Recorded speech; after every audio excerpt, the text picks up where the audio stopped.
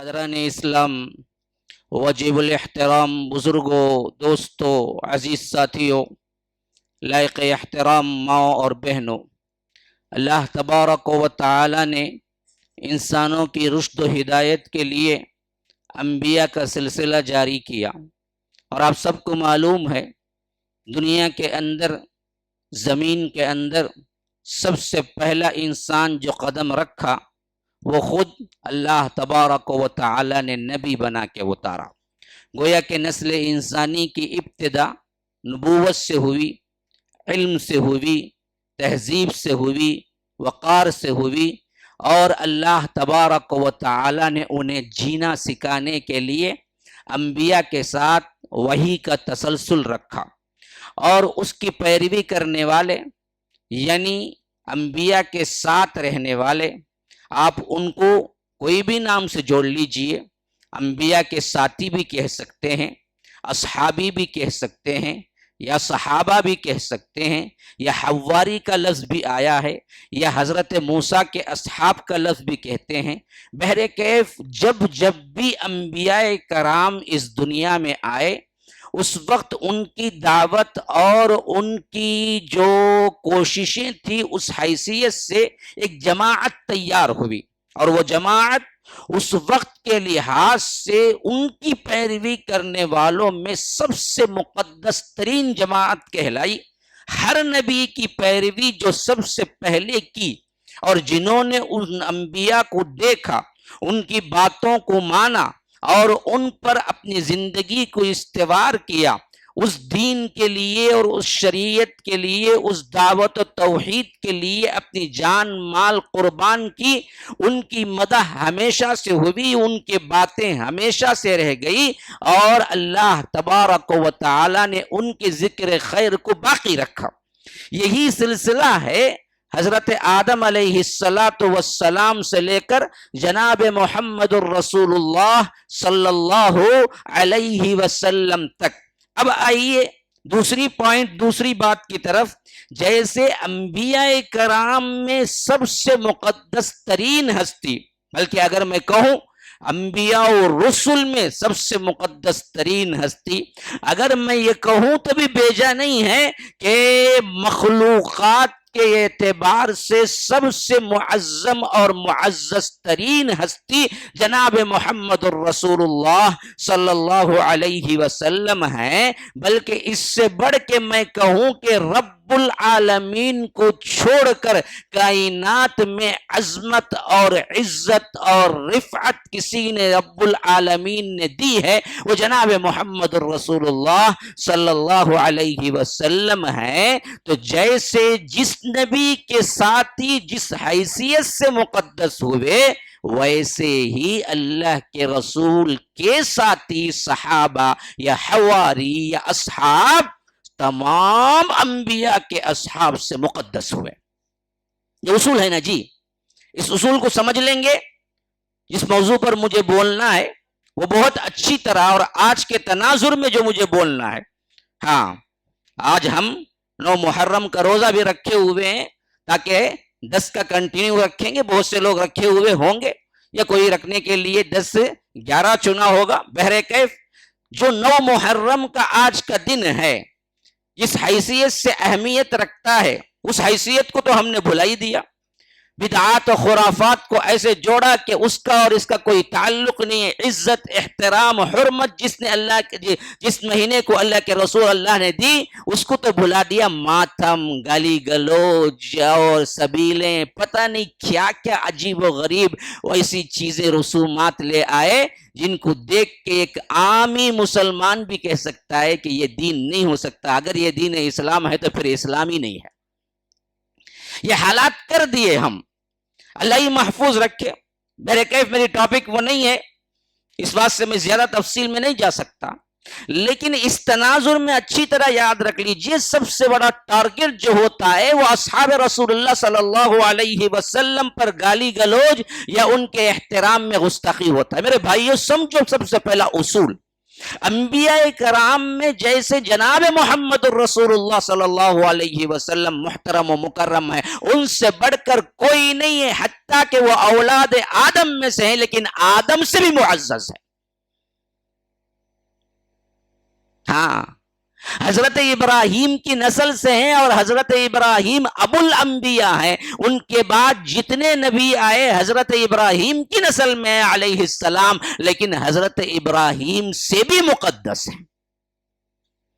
ہاں، انا سید ولد آدم ولا فخر، اللہ کے رسول صلی اللہ علیہ وسلم نے فرمایا کہ میں بنی آدم کا سردار ہوں، حقیقت فخر نہیں ہے، فخر کے لیے نہیں بول رہا ہوں، حقیقت یہی ہے کہ میں پوری بنی نوع انسانیت کا سردار، جس کا بیٹا ہوں، اس سے بھی کیا ہے، تقدیس کے اعتبار سے بڑا ہوں۔ ہاں، تو جیسے انبیاء کرام میں یہ اعزاز اللہ کے رسول صلی اللہ علیہ وسلم کو ملا، میرے بھائیوں، ایسے ہی ان کے اصحاب تمام نبیوں اور رسولوں کے اصحاب سے معزز۔ اصول ہے، یہ اصول جان لینا چاہیے۔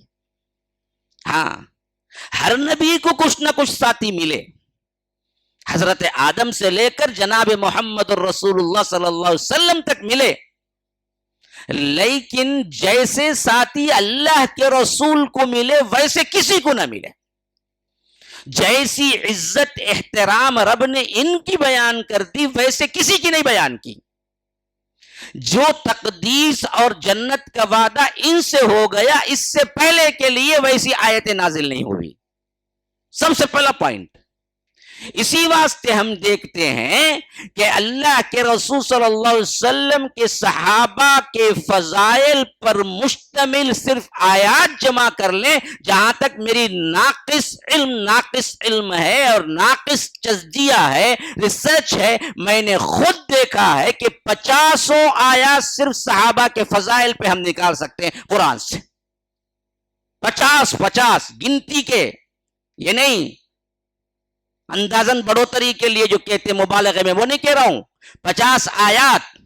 ہاں، اللہ کے رسول صلی اللہ علیہ وسلم کے صحابہ کی مدح و تعریف اور ان کے ایمان کے فضائل کے اعتبار سے۔ اسی واسطے آج کا عنوان ہے آسمان ہدایت کے روشن ستارے۔ اگر ایک آسمانی ہدایت کا ایک آسمان آپ امیجنیشن کریں، تصور کریں، تو سمجھو کہ اس سے روشن ترین جو روشنیاں ہمیں ملیں گی قیامت تک کے لیے، وہ صرف اصحاب سے ملیں گی۔ ہاں، اس کے علاوہ کسی سے نہیں ملیں گی۔ وہ کچھ بھی کر لیں، تمہارے اوپر کچھ نہیں ہے کہ ان سے آپ پوچھ سکیں۔ ہاں، وہ ایسی گارنٹیڈ ہستیاں ہیں جن کی اللہ تبارک و تعالی نے مدح کر دی، مغفرت کا اعلان کر دیا اور ہمیں حکم دیا کہ تم بھی کیا کرو، ان کے لیے مغفرت کی دعا کرتے رہو۔ ہاں، ربنا اغفر لنا ولاخواننا الذين سبقونا بالایمان ولا تجعل في قلوبنا غلا للذين آمنوا ہاں ربنا انك غفور رحیم۔ یہ دعا رب نے سکھائی ہے۔ فرمایا کیا دعائیں کرتے رہنا، فرمایا کہ اے اللہ ہم دعا کرتے ہیں ان کے بارے میں جو سبقت الال ایمان ہوئے، جو پہلے ایمان لائے، ان اصحاب محمد الرسول اللہ صلی اللہ علیہ وسلم کی استغفار کی ہم دعا بھی کرتے ہیں، ساتھ ساتھ ہم یہ دعا بھی مانگتے ہیں کہ ان کے بارے میں ہمارے دلوں کے اندر کوئی کجی نہ رکھ، کوئی تیڑ، کوئی حسد نہ رکھ، کوئی کینہ بغض نہ رکھ، ورنہ ہمارے ایمان کے لیے خطرہ ہے کہ اگر صحابہ سے متعلق ہمارے دلوں میں یہ آئے گا کہ فلاں نے ایسا کیا، فلاں نے ویسا کیا، حسد، کینہ، کپٹ یا گستاخی، تو ہمارا ایمان گیا۔ اس واسطے وَلَا تَجْعَلْ فِي قُلُوبِنَا غِلًّا لِّلَّذِينَ آمَنُوا، وہ جو سب سے پہلے رسول اللہ پر ایمان لائے، ان کے ایمان کے سلسلے میں ہمارے دلوں میں تھوڑا سا بھی کجی نہ رکھ، حسد نہ رکھ، ورنہ تو کیا ہو جائے گا، ہمارا ایمان غارت ہو جائے گا۔ تم دعا کرو ایسا، ہاں، ربنا اغفر لنا ولاخواننا الذین سبقونا بالایمان، اللہ ہماری مغفرت کر اور ان لوگوں کی جنہوں نے سبقت الی الاسلام کیا، جو سب سے پہلے مسلمان ہوئے، جو سب سے پہلے صحابہ ہوئے۔ اور ان کے بارے میں ہمارے دلوں میں کجی نہ رکھ. اب اصول سمجھ لو، جس بدبخت بھی اپنے آپ کو کچھ بھی کہہ لے، اہل سنت کہہ لے، فلاں کہہ لے، میں فلاں ہوں، میں خالص حدیثوں کی پیروی، میں خالص قرآن کی، میں اہل سنت ہوں، میں قرآن و حدیث، ان سب کا کیا کیا نعرہ ہے ایک طرف، اس کا دل ٹٹولو، اس کی زبان ٹٹولو. اگر اس کے اندر کہیں تم پاؤ، اس کی زبان یا اس کے دل کے اندر سے یہ بات نکلے کہ صحابہ پہ وہ لعن طعن کرتا ہے، تو سمجھو کہ یہ گیا ایمان سے. ہاں، وہ کوئی بہت بڑا نیٹ کا شہ سوار کیوں نہ ہو، انجینئر علی مرزا جیسا بدبخت کیوں نہ ہو، قرآن و حدیث کا نعرہ لگانے والا کیوں نہ ہو، نہیں لمبی جبہ، لمبی داڑھی، ٹوپی اور بڑے بڑے عمامے والا کیوں نہ ہو، کوئی شیعہ ذاکر کیوں نہ ہو، نہ کوئی کیا ہے اہل سنت کا دعویٰ کرنے والا کوئی ہمارا اپنا ہی بھائی کیوں نہ ہو، کوئی بھی ہو، اگر اس کے زبان سے نکلے اللہ کے رسول کے صحابہ کے اعتبار سے کوئی بھی غلط بات، احترام سے گری ہوئی بات، گستاخی کی بات، سمجھو گیا کام سے. کیونکہ اللہ نے خود دعا سکھائی کہ ان کے بارے میں ہمارے دلوں میں تیڑ نہ رکھ. اگر تیڑ آیا تو گیا، اس کا ایمان گیا، ان کا ایمان تو ثابت ہو گیا رب کے پاس. نمبر 2، کیونکہ میرے پاس زیادہ وقت نہیں ہے، ٹاپک بہت بڑی ہے، بہت بڑی ہے. میں نے اس میں 30 گھنٹے بھی بولا ہوں، صرف آسمان و ہدایت کے روشن ستاروں پر، یوٹیوب میں موجود ہے. پرانے 13 اور 14 کا شاید رمضان تھا، 30 گھنٹے بولا ہوں. 30 گھنٹے کے حافظ صاحب نے مجھے کہہ دیا کہ 40 منٹ میں ختم کرو، تو کہاں سے ختم کرو؟ تو اس واسطے میں پوائنٹ ٹو پوائنٹ بات کر رہا ہوں. ہاں، اب اگلے پوائنٹ کی طرف آئیے. آپ پوچھئے یہودیوں سے، وہ بندہ جو اصحاب رسول اللہ میں کھوٹ نکالتا ہے کتنا گر جاتا ہے؟ آپ دیکھو، آپ یہودیوں سے پوچھو، بھائی تمہاری یہودی قوم میں سب سے بہتر معزز حضرت موسیٰ کے بعد کون ہے؟ جواب کیا آئے گا؟ جواب آئے گا جی جو حضرت موسیٰ کو دیکھے، ان پر ایمان لائے، ان کے ساتھ رہے، ان کے اولین ساتھی جنہوں نے تورات کو ان کے ساتھ پڑھا، عمل کیا اور انہی میں خلافت چلی، اور ان کے بعد ان سے سب سے بہترین شاگرد ان کے یوشع بن نون رہے، اور انہی کے ساتھ رہنے والے سب سے پہلے ہم مقدس مانتے ہیں، اس کے بعد ہی دوسرے یہودی. نصارہ سے پوچھو، تمہاری اپنی جماعت میں تم کس کو سب سے بہترین مانتے ہو؟ جواب آئے گا حضرت عیسیٰ کو جس نے دیکھا، ان پر ایمان لایا، ان کے ساتھ دعوت میں مصائب و آلام برداشت کیے، اور یہاں تک کہ جب صلیب پر چڑھانے کا معاملہ ہوا تو یہ آگے آئے اور انہوں نے ساتھ دیا، یہاں تک کہ خاص طور پر وہ 11 یا 12 لوگ جنہوں نے حواری کا لقب اختیار کیا، اور اللہ نے اس لقب کو قرآن میں بھی رکھا کہ اذ قال الحواریون، حواری جسے کہتے ہیں خاص دوست، وہی سب سے بہترین نصارہ میں ہیں، اس کے بعد دوسرے آئیں گے. لیکن یہی بات ہم امت مسلمہ کے ان بدبختوں سے پوچھتے ہیں، کیا کریں؟ دل کا درد ہے. یہی بدبخت جو یا تو سوشل میڈیا سے متاثر ہو کے ایمان خراب کر لیے، یا جن کے گھرانوں میں بچپن سے صحابہ کے خلاف باتیں بٹھا بٹھا کے حضرت ابو بکر نے یہ کیا، عمر نے یہ کیا، عثمان نے یہ کیا، علی نے یہ کیا، حضرت معاویہ نے یہ کیا، حضرت عائشہ نے ایسا کیا، ان پر غلط الزامات لگا کے شیعہ کے گھرانوں میں پرورش یوں کرتے ہیں کہ بغض صحابہ دلوں کے اندر ایسا بیٹھا ہوا ہے. اس میں بعض اہل سنہ بھی شامل ہو گئے، بعض طبیعت جن کا ہم کیا لبرلزم جسے کہتے ہیں ویسے آزاد ذہنیتیں بھی شامل ہو گئی، بعض وہ لوگ بھی جو دراصل کیا کیے کہ خلافت کے معاملے میں متاثر ہو گئے کہ ہاں بھائی یہ دراصل حضرت معاویہ بادشاہت میں بدلے. ایسے خلافت و ملوکیت کو ماننے والے، بہت میں اشارے دے رہا ہوں، آپ کو معلوم ہوگا کہاں کہاں اشارہ لگتا ہے، ایسے بہت سے لوگ. آپ پوچھیں کہ آپ کس کو سمجھتے ہیں سب سے بدتر گروہ مسلمانوں میں، تو وہ جھٹ کہیں گے صحابہ. ہوگا نا جی؟ یہی تو ہے فلسفہ آج کا. اسی واسطے تو محرم میں بٹا بٹا کے مجلسیں عزہ کی، فلاں کی، تعزیے کی، یہ وہ، تو ایک طرف، دوسری طرف خلافت و ملوکیت جیسے کتابیں لکھ کر، اور اسی طرح خلافت کے معاملے میں اصحاب کا کردار لکھ کر، کوئی جنگ صفین پر کیا ہے اپنے مختلف آرا بیان کر کے، کوئی جنگ جمل پر مختلف آرا بیان کر کے، کسی نے حضرت ابو بکر نے فدق کا باغ حضرت فاطمہ کو نہیں دیا یہ کہہ کر، حضرت عمر کے اوپر الزامات لگا کر، حضرت عثمان اقربہ پروری کر دیے وہ الزامات لگا کر، یہ تمام چیزیں کر کے اصحاب رسول اللہ کی شبیہ ایسے بگاڑی عام مسلمان آج بھی ان کتابوں کو، ان خیالات کو پڑھے گا تو بغض صحابہ اس کے دل میں خود بخود آ جائے گا.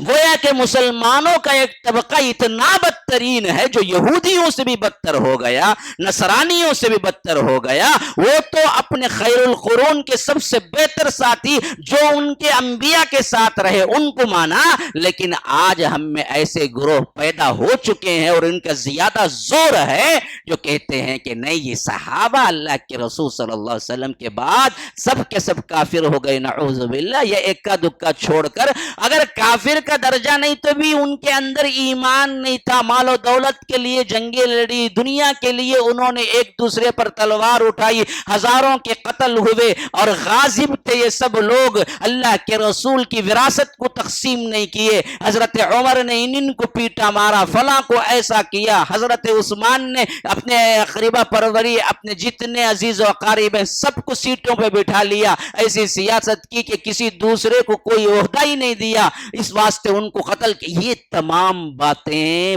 بار بار ان محترم مہینوں کے ان دنوں میں کر کر کے ذہنوں میں ڈالا جاتا ہے کہ یہ بدترین گروہ ہے. رب نے سکھایا کہ یہ وہ بہترین گروہ ہے کہ ان کے بارے میں تمہارے دل میں اگر غل آئے گا، کینہ آئے گا، کپٹ آئے گی، حسد آئے گا، تو پھر تو کیا ہے، تمہارا ایمان گیا. تم ان کی مغفرت کی دعائیں کرو اور ان کے لحاظ سے کرو کہ اللہ ان کے دلوں، ان کے ایمان، ان کی عظمت، ان کی رقت اور ان کی رفعت اور ان کا جو کچھ مرتبہ ہے اس اعتبار سے میرے دل میں کمی نہ آئے. لیکن ہم نے کیا کیا؟ شیطان نے ایسی چال چلی جو کسی اور گروہ کے ساتھ نہیں چلی، ہمارے ساتھ چلی. اسی پس منظر میں آج میں نے آپ کے سامنے کچھ باتیں رکھنے کی کوشش کروں گا. یہ میری کچھ تمہید تھی میرے ٹاپک کو سمجھنے کے لیے. یہ اصحاب رسول اللہ صلی اللہ علیہ وسلم کون ہیں؟ قرآن سے پوچھو.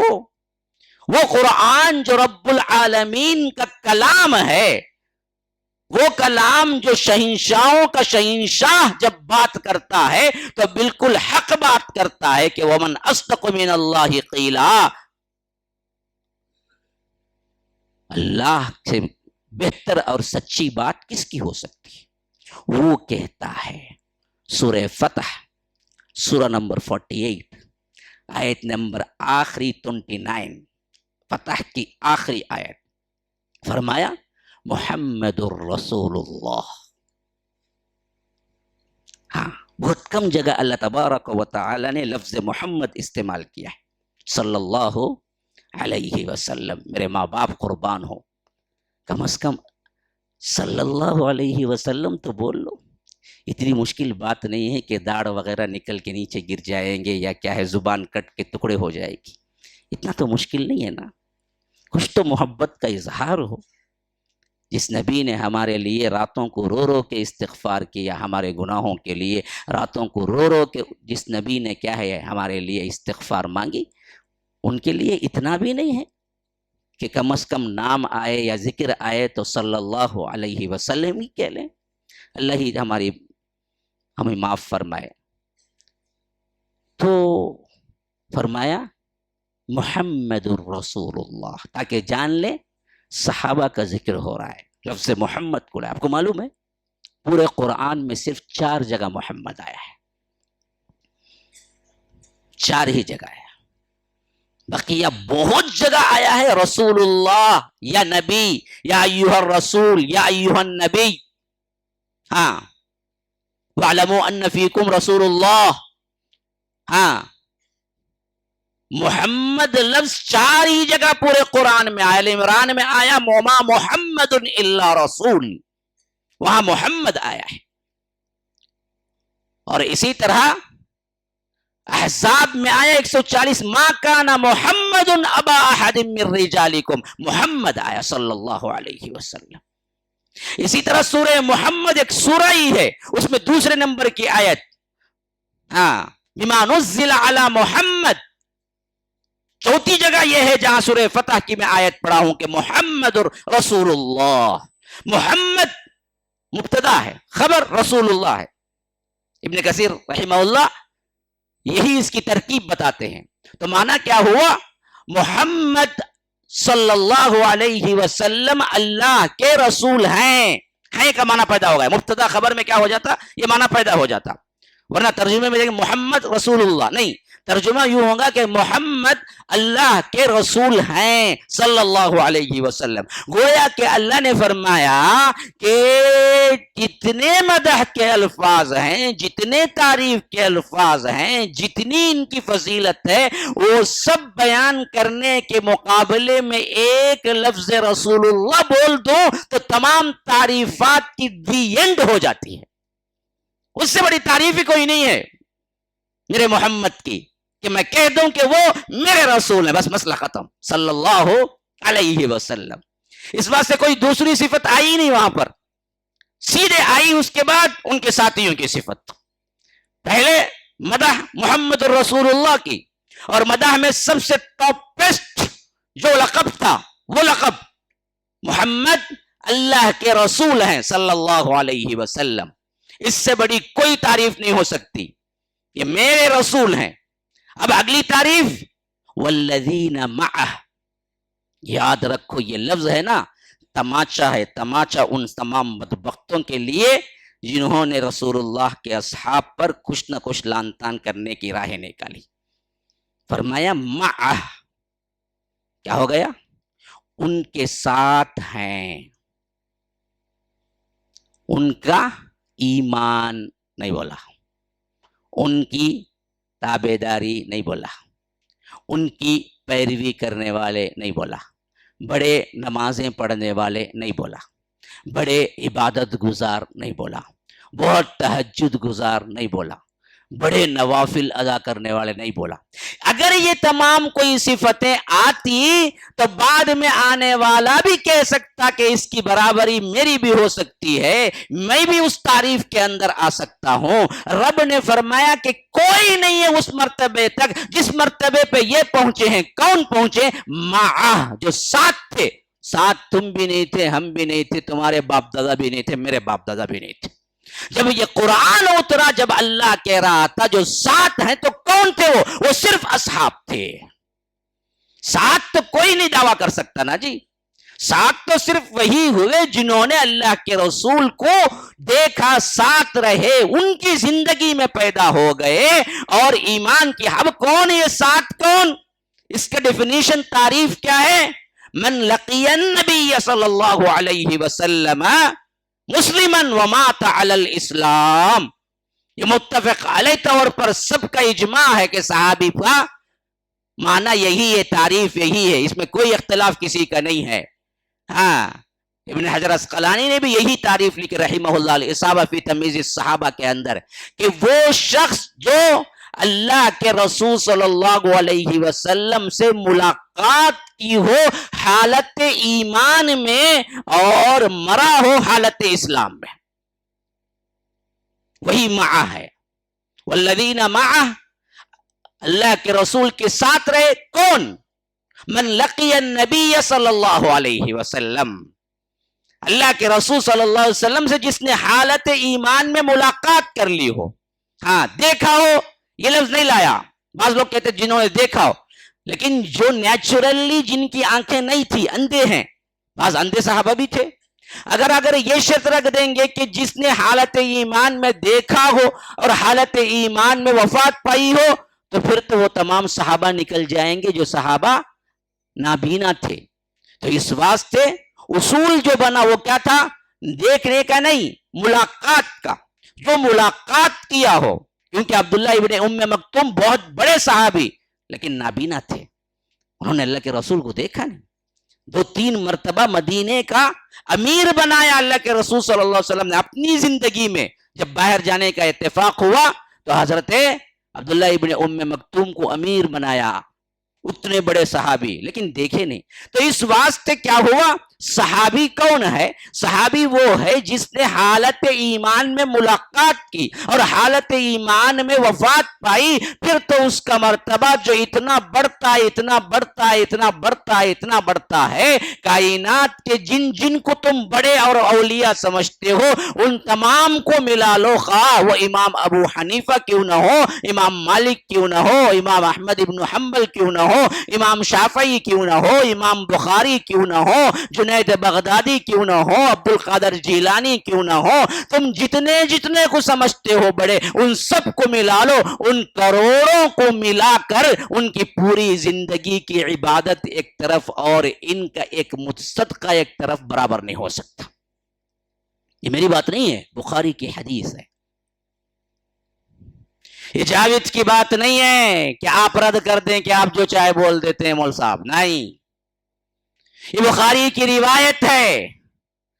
اللہ کے رسول صلی اللہ علیہ وسلم نے فرمایا میرے صحابہ کو گالی نہ دو، میرے صحابہ کی توقیر و عزت کرو، میرے صحابہ وہ ہیں اگر تم احد پہاڑ اتنا سونا بھی خرچ کر دیں، اور میرا صحابی آدھا مد جو سونا، ادھر آدھا مد گیہوں جو اس طرح کچھ دانے، آدھا مد پیالہ گلاس، ایک گلاس کا آدھی گلاس، فرمایا کہ اگر تم احد پہاڑ اتنا سونا، سونا کس کے پاس ہے جی احد پہاڑ اتنا سونا؟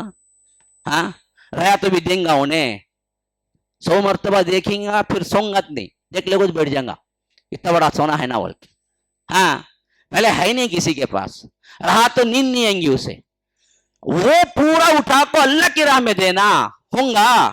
اتنی عبادت ہے. 10 روپے دو بھائی، 20 روپے دو بھائی، ابھی اسکوائر فٹ کو کبھی کبھی کہیں بولنا پڑتا ہے 10,000 دو بھائی. نہیں مول صاحب بہت تنگی میں ہوں، پچھلا بہت کاما نہیں ہے وہاں، انہیں جاتا پھر بھی اچھا آرام سے بیٹھ کو کھایا تو 1000 روپے کا کھاتا خالی ایک ہوٹل میں. وہ کرنے ہیں برابر کرتا، کہاں کہاں اچھی اچھی چیزیں ملتی ہیں، سب کھانے میں برابر پیسہ ہے. اللہ کی راہ میں دینے ایک نہیں ہے، شادی میں اڑانے پیسہ ہے. ہاں بڑے بڑے شادی خانے 5-5 لاکھ کے 10-10 لاکھ کے لوں گا میری بیٹی کے واسطے، میرے بیٹے کے واسطے.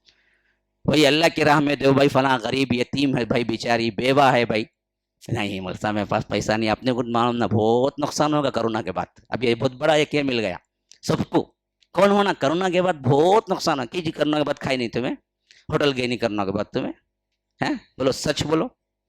عیاشیاں کچھ کم ہوئے، کپڑے اچھے اچھے پہننا کچھ کم ہوئے، رسم و رواج میں جو کچھ خرچہ کر رہے ہیں، میرے نانی کو یہ پسند، میرے دادی کو وہ پسند، میرے امی یہ بولے، اس پر پوری تابع داری یاد آتی ان کو.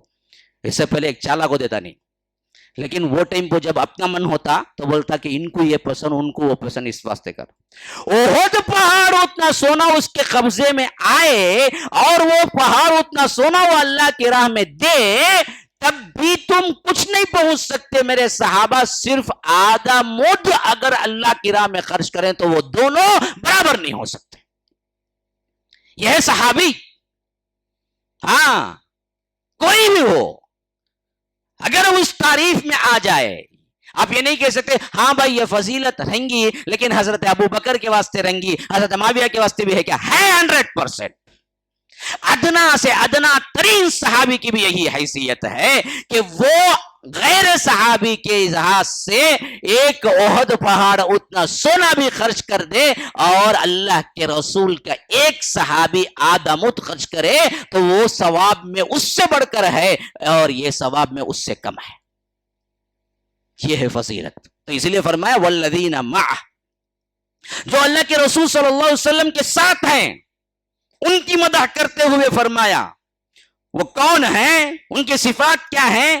فرمایا اشداء علی الکفار رحماء بینہم، کفار پر سخت ہیں آپس میں رحیم ہیں. یہ بدبخت کہتا ہے کہ نہیں یہ آپس میں قتال کیے، کس کی بات مانیں گے جی؟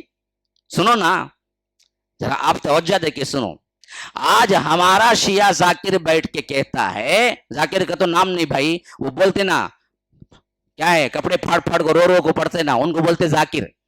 ہاں، بیٹھے بیٹھے چیختا ہو، ویسے بیٹھے کیا ہے اچھلتا، پھر بیٹھتا، پھر چیخ لیتا، پھاڑ لیتا، توڑ لیتا، مارا لگا لیتا، سر کے کیا ہے رگاں کاٹ لیتا، ادھر ادھر کیا ہے اپنے ہاتھ سے ہی بلیڈ سے خون نکال لیتا. یہ سب کیا ہے بھائی؟ محبت میں. ہاں، میں پوچھتا ہوں جتنے بھی ہیں سب تم جو بولتے ہو نا وہ واقعات آئے کائے میں؟ قرآن میں نہیں، تاریخ میں آئے جی. تاریخ سچی ہے، قرآن حدیث سچا. ہاں، قرآن کہتا ہے وہ آپس میں رحیم ہے. وہ میرے رسول کے اصحاب ہیں، ان کی سب سے پہلی صفت کیا ہے؟ اشداء علی الکفار، کفار پر تو یہ سخت ہیں، رحماء بینہم، آپس میں بڑے رحیم ہیں، آپس میں بڑے نرم ہیں، آپس میں بڑے معاف کرنے والے ہیں، آپس میں بڑی محبت ہے، آپس میں بڑی الفت ہے. اور تم کہتے ہو اللہ کے رسول صلی اللہ علیہ وسلم کے بعد یہ آپس میں لڑ کے ایک دوسرے کو قتل کیے. بات کس کی سچی، قرآن کی یا ان بدبختوں کی؟ قرآن تو کہتا ہے یہ آپس میں بڑے رحیم ہیں. یہ بدبخت کہتا ہے کہ حضرت فاطمہ کو فدق نہیں دیا حضرت ابوبکر نے تو حضرت فاطمہ ناراض رہی. ارے بدبخت، کیسے رہیں گی جی؟ اللہ کہتا ہے دونوں آپس میں بڑے رحیم ہیں. یہ بدبخت کہتا ہے کہ جنگ جمل میں کیا ہوا تھا؟ لڑائی ہوئی، جنگ صفین میں لڑائی ہوئی، صحابہ قتل ہوئے، حقیقت ہوئے، لیکن اصل کیا تھا؟ دشمنی میں نہیں، رحم دلی ہی میں. اب ایسا جی وہ رحم دلی، ہاں ہمارے ساتھ سمجھ میں نہیں آئے گی وہ بات. دونوں جنتی ہیں، دونوں کو اللہ وہاں راضی کر دے گا. مسئلہ ہی ختم. تم کون ہوتے بولنے والے؟ ہاں، ایک آقا ہے، دو غلام ہیں. میں پوچھتا ہوں ایک آقا ہے، اس کے دو غلام ہیں، دونوں آپس میں لڑ پڑے. کوئی تیسرا آیا، آقا کو بولا دیکھو دیکھو آپ کے دو غلام لڑ رہے ہیں. آقا بولا مجھے معلوم ہے وہ جب بھی لڑ کے جو بھی نقصان ہوگا میں پورا کروں گا، تم جاؤ کام دیکھ لے کے. اب تیسرا آ کے پھر بولتا ہے تو آقا بولے گا کیا تجھے کیا رہے، تجھے کیا اعتراض؟ میرے دو غلام ہو، جو ہوا میں دینے تیار ہوں، تو کون؟ یہی تو حالت ہے. صحابہ آپس میں کچھ لڑائیاں ہوئی غلط فہمیوں کی وجہ سے، لیکن اللہ کہتا ہے وہ آپس میں رحم دل ہے اور سب جنتی ہے. کل وعد اللہ الحسنہ. میں نہیں کہتا بھائی یہ سب، ہر چیز کو دیکھو برابر باقاعدہ دلائل قرآن کی آیتیں پڑھ کے دے رہا ہوں. فرمایا کلن، ہر صحابی، وعد اللہ الحسنہ، ہم نے ان کا وعدہ حسنہ کیا ہے. جنت، حسنہ کیا ہے؟ جنت کو کہتے ہیں. للذین احسنوا الحسنى وزیادہ، جو لوگ ایمان لائے، اخلاص کے ساتھ زندگی گزارے، ہم ان کو حسنہ دیں گے اور اس سے زیادہ بھی دیں گے. یہاں پر بھی کیا ہے؟ جنت دیں گے اور اس سے زیادہ کیا دیں گے؟ اللہ کا دیدار دیں گے. ہاں، حسنہ و زیادہ. ہاں، حسنہ کہتے ہیں جنت کو. تو فرمایا کہ کلن وعد اللہ الحسنہ، ہر صحابی کو ہم نے جنت کا وعدہ کر دیا ہے. اب آپس میں جو معاملات، جو پرابلم ہوئے تو اللہ کہتا ہے وہ دونوں میرے غلام ہیں، میں دونوں کو کیا ہے ان کے جی بھر کے خوش کر دوں گا. تو تیسرا آ کے باہر سے کہنے والا کہاں سے حق رکھتا ہے کہ ان میں لڑائیاں ہوئی؟ تم 1400 سال بعد آ کے تم کیوں کہتے ہو؟ اس صحابہ کی فضیلت اس حد تک رب نے بیان کر دی کہ کہہ دیا کہ یہ آپس میں رحیم ہے، اور تم کہتے ہو یہ آپس میں دشمن تھے. نہیں، حضرت ابوبکر صدیق نے حضرت فاطمہ کو باغ فدق نہیں دیا، بالکل صحیح بات ہے. اور ان بدبختوں نے الزام لگایا دیکھو وراثت نہیں دی. اللہ کے رسول کی وراثت کو حضرت ابوبکر نے دبا لیا، حضرت فاطمہ ناراض رہی. سوال یہ ہے کہ کس وجہ سے نہیں دیا جی؟ غصے کی وجہ سے، بغض کی وجہ سے، ٹارچر کرنے کی وجہ سے؟ نہیں، انہی کے ابا کی حدیث کی وجہ سے. اللہ کے رسول صلی اللہ علیہ وسلم کی حدیث تھی کہ ہم انبیاء کے کوئی وارث نہیں ہوتے، ہم جو کچھ بھی چھوڑتے ہیں ما ترکنا صدقہ، وہ سب کا ہوتا ہے. ہم وراثت چھوڑ کے نہیں مرتے، ہمارا کوئی وارث نہیں ہوتا. ہم انبیاء کی جماعت کا کوئی وارث نہیں، ہمارا مال سب کے لیے ہے. یہ حدیث حضرت فاطمہ کو نہیں معلوم تھی، اس واسطے وہ آئے ابو بکر کی خلافت میں پوچھا کہ آپ میرا ابا کا جو باغ تھا وہ دے دیجئے۔ حضرت صدیق نے کہا کہ کیسے دے سکتے ہیں، یہ تو پورے مسلمانوں کا بھی اس میں حق ہے اور آپ کا بھی اس میں حق ہے اور سب ازواج مطہرات کا بھی ہے۔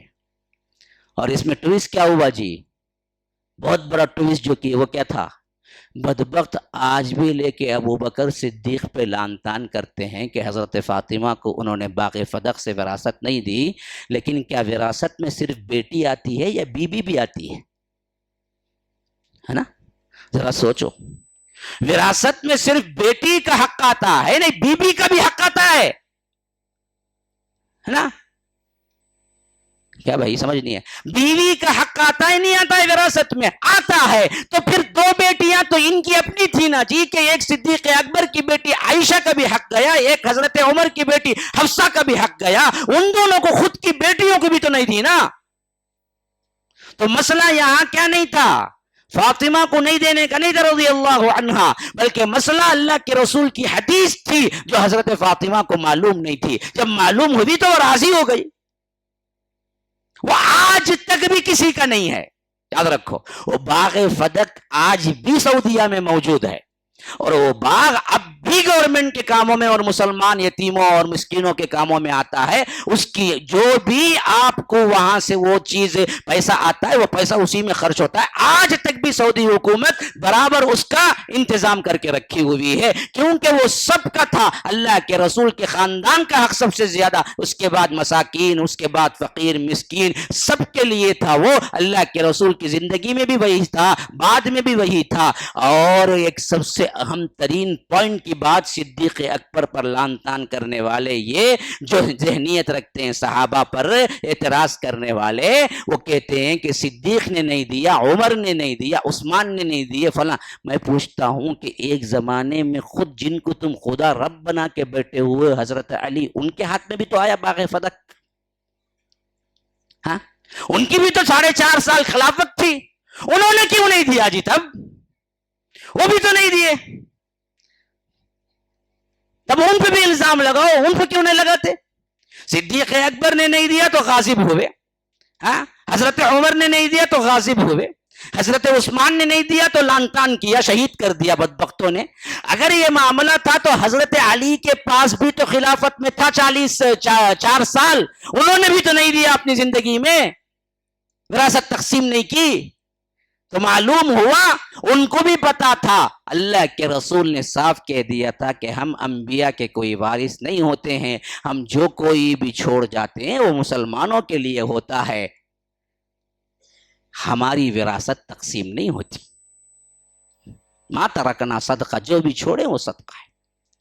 تو یاد رکھیے یہ جو معاملات ہیں نا، یہ فضائل پہ اس واسطے میں جواب دیا کہ آپ کو خالی فضائل سنا دیں تو کیا بولیں گے، ان کو کیا بھی معلوم نہیں جی، وہ گھسی پیٹی باتیں بول کو چلے گئے، سب وہ تو سب بولتے نا، ہمیں پوچھتے ہیں تو سوال کا جواب ہے کیا، تمہیں کیا پوچھتے ہیں، آؤ میرے پاس، الحمدللہ سوالات کے جواب۔ میں نے صرف ہنس دیا آپ کو کہ جن پہ اعتراض کر کے خاص طور پر متائن صحابہ کا ایک سلسلہ شروع کیا گیا ہے یہ محرم کے اندر، بالکل بھی نازیبا ہے اور ایمان کے لیے خطرہ ہے۔ میرے پاس زیادہ وقت نہیں ہے، میں نے پہلے ہی بتایا تھا کہ جمعہ کا خطبہ بڑا تنگ ہوتا ہے، اور اس میں بھی کیا ہے، ہمیں بتایا گیا 40-50 منٹ ہو گئے ہیں، لیکن میرے حساب سے 40 ہی ہوئے ہیں بھائی، کیونکہ 50 نہیں، میں 1:10 کو چڑھا تھا، اس وقت پہلے ٹائم دیکھا میں تو اس حیثیت سے میرے 10 منٹ کوئی کھا گیا، پتہ نہیں کون کھایا، مؤذن نے کھایا ہے یا امام نے، میرے حساب سے تو میں برابر پہ پہنچا ہوں، اس سے زیادہ میں اس پر وضاحت نہیں کر سکتا۔ ہاں ورکشاپ ہے آج مغرب میں اور عشاء،